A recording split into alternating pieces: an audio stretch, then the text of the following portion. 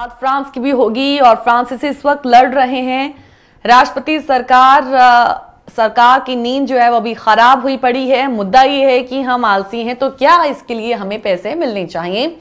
जिंदगी फुर्सत, आराम और समय की लग्जरी में गुजरे, ये मनुष्य का अधिकार है। हम ज्यादा काम नहीं करेंगे, हम जल्दी रिटायर होंगे, साल में 6 सप्ताह छुट्टी करेंगे और सप्ताह में सिर्फ 39 घंटे काम। संदेह नहीं, मन के सुख, अधिकार, हुकूक के लिए लड़ना फ्रांसीसियों के खून में है। तभी तो फ्रांस इंसानी हक की क्रांतियों का देश है। 1789 की स्वतंत्रता, समानता, भाईचारे की क्रांति से शुरू परंपरा 1944 और उसके बाद 1968 में झलकी और अब वापस सड़कों पर जनता उमड़ी हुई है। चार्ल्स डिगॉल ने अपने देश के बारे में वैसे ही नहीं कहा था कि वहां राजनीति सतत उबाल पर रहती है। आज लोगों का मूड बदला बदला सा है और पेरिस में रोमांच और रोमांस की जगह हिंसा और तोड़फोड़ का बोलबाला है।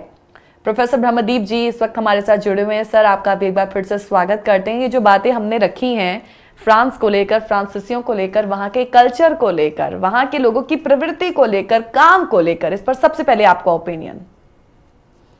देखिए, फ्रांस ने दुनिया को सिखाया है कि स्वतंत्रता क्या होती है, समानता क्या होती है, सामाजिक न्याय क्या होते हैं, मौलिक अधिकार क्या होते हैं और लोगों के प्रति सरकार की प्रतिबद्धता क्या होना चाहिए। देखिए, जो फ्रांस में इस समय आंदोलन हो रहे हैं वो दुनिया भर में एक बड़ा सवाल है कि रिटायरमेंट की उम्र आखिर क्या होना चाहिए, काम कब तक करना चाहिए।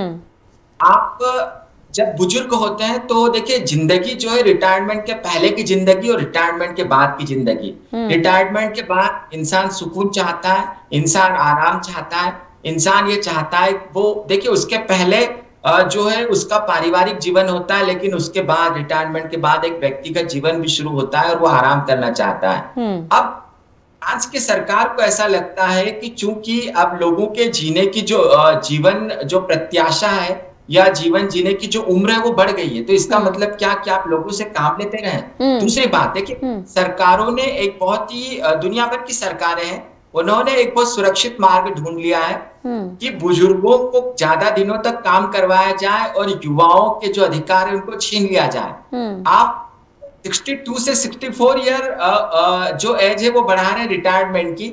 आप ऐसा क्यों नहीं करते कि 62 के बजाय आप 60 ईयर पर रिटायर कीजिए, 60 साल पर रिटायर करने के वहां पर जो लोग मांग कर रहे हैं और उसके आधार पर आप क्या करें, युवाओं को रोजगार दे। लेकिन आप क्या कर रहे हैं, आप दिनों दिन जो है आप रिटायरमेंट की उम्र बढ़ा रहे हैं। दूसरी बात है, दुनिया भर के फ्रांस के साथ दुनिया भर के जो देश हैं, देखिए लोक कल्याणकारी राज्य हैं, अब वो पूंजीवाद के जंजाल में फंसकर यह सोचने लगे हैं कि हम लोगों को रिटायरमेंट के बाद जो पैसा देते हैं तो वो फ्री का पैसा देते हैं और वो पैसे की बर्बादी है।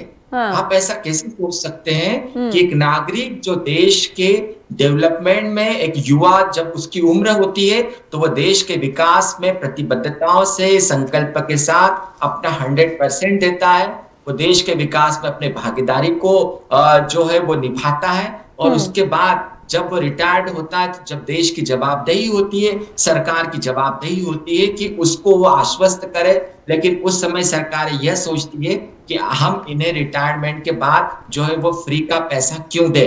तो इस बात को लेकर जो फ्रांस है, फ्रांस की जो मैक्रों ने लोगों के अधिकारों पर अतिक्रमण करने की कोशिश की और जैसे ही अतिक्रमण करने की कोशिश की और उन्होंने ये अतिक्रमण भी संवैधानिक अतिक्रमण था, जबकि 2 सदनों की जो व्यवस्था होती है वहां पर एक सदन में आप प्रस्ताव पारित करवा ले, लेकिन दूसरे सदन में जहां पर आपके पास पर्याप्त बहुमत नहीं है तो आप अपने विशेष अधिकार का प्रयोग करके और उसको लागू करने की बात कह दे।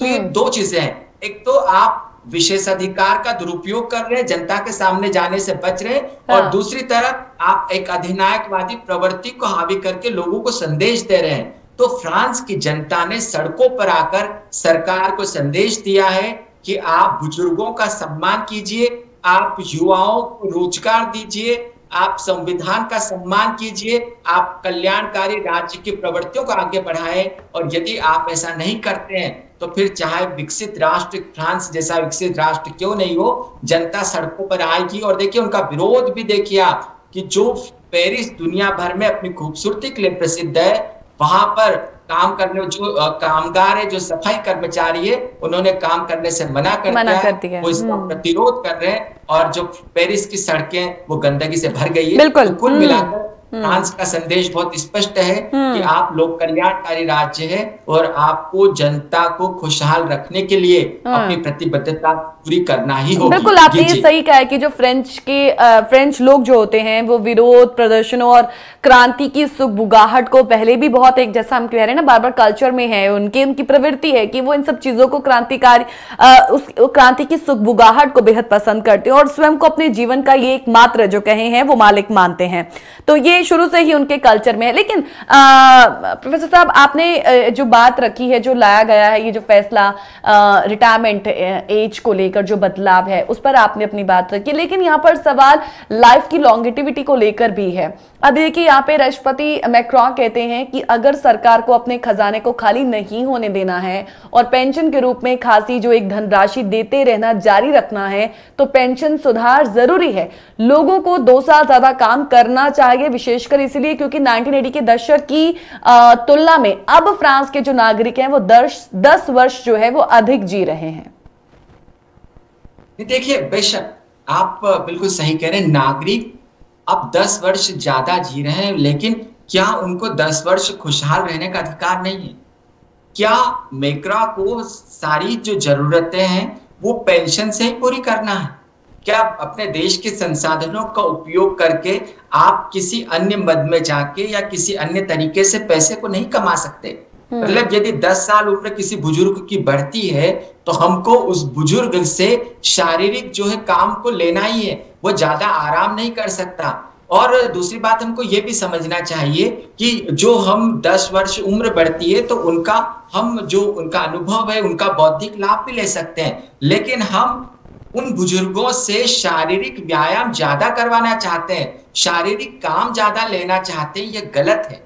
और यहाँ पर देखिए, एक तरफ आप बुजुर्गों से ज्यादा काम लेना चाहते हैं और दूसरी तरफ आप जो युवा हैं, इस दौर में युवा ज्यादा पढ़े लिखे होते हैं, इस दौर में युवा जो है वो जो पीढ़ी है वो जल्दी चीजों को समझती है, उनके प्रतिभाओं का ज्यादा उपयोग किया जाता है। तो आप जो उस पीढ़ी है उसके रोजगार को छीन के उनको हतोत्साहित कर रहे हैं। जिस दौर में आप ऐसा क्यों नहीं करते कि आप 21 साल में नौकरी देते हैं, उसके बजाय युवाओं को 18 साल में नौकरी दें।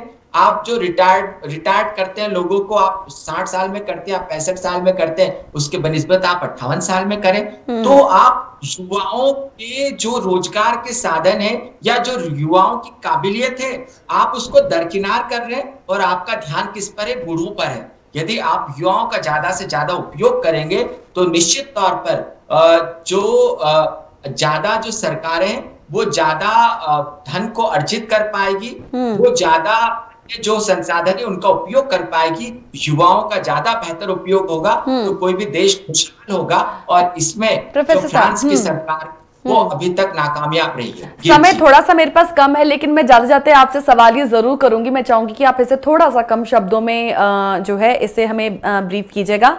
मैक्रोन की जब हम बात करते हैं, हम देखते हैं कि उनके जो पूर्ववर्ती रहे हैं, मैक्रोन अपने पूर्ववर्तियों से काफी अलग हैं। अगर आप इस बात से सहमत हो, यही वजह है कि अभी जो निर्णय लिया गया है रिटायरमेंट एज को लेकर, इस निर्णय से वो पीछे नहीं हट रहे हैं।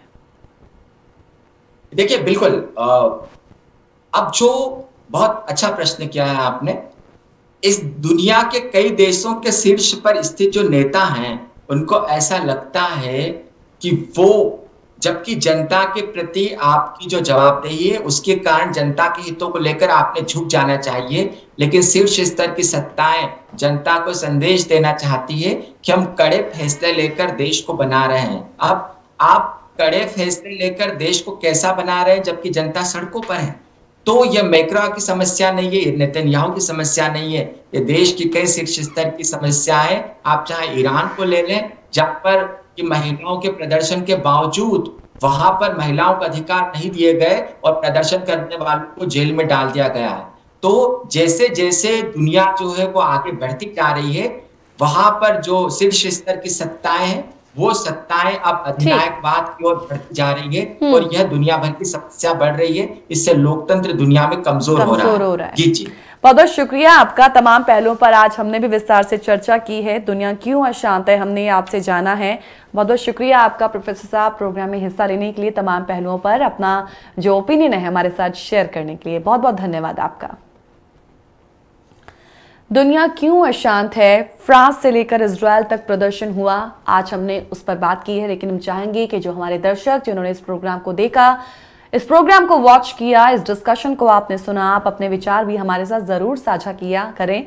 हमें अच्छा लगता है जब आपकी मेल्स हमें मिलती हैं, हमें फीडबैक मिलता है, आपके सजेशंस भी मिलते हैं और चाहेंगे कि आप निरंतर ऐसा करें। आज के इस विषय को लेकर टीका टिप्पणी जरूर कीजिएगा geet@justbroadcasting.com या info@justbroadcasting.com पर आपकी मेल का हमें इंतजार रहेगा। इसी के साथ फिलहाल इजाजत दीजिएगा। नमस्कार।